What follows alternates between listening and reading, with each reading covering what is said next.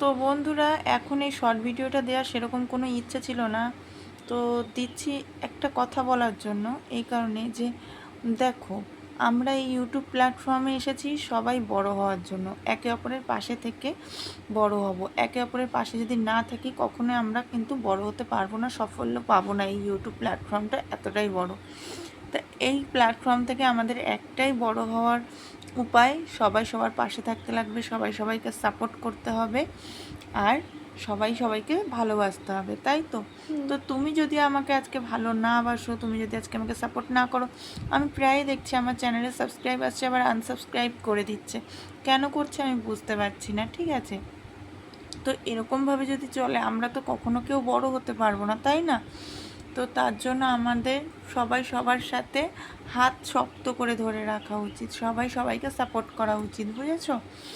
নাইলে আমরা কখনো কখনো যতই আমরা পরিশ্রম করি না কেন কখনোই আঁকাতে পারবো না।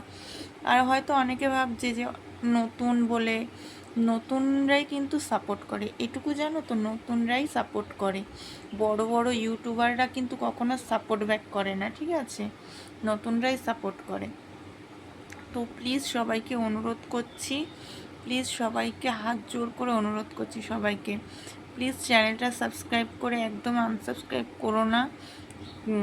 এতে নিজের মনোবল ভেঙে যায়। আর অন্তত ভিডিওগুলো অন্তত, আমি তো বড় বড় ভিডিও ছাড়ি না, আমি ছোট ছোট ভিডিওই ছাড়ি, 5 মিনিটের। একটু দেখার চেষ্টা করো কষ্ট করে, আশা করছি সকলেরই ভালো লাগবে আমার ডেলি লাইফস্টাইলগুলো, ঠিক আছে? আমি হাজারো কাজের ব্যস্ততায়, আমরা যেহেতু গ্রামের মানুষ, আমরা গ্রামের বাসিন্দা, গ্রাম বাংলার লোক আর কি, সেহেতু আমাদের অনেকটাই কাজের চাপ থাকে।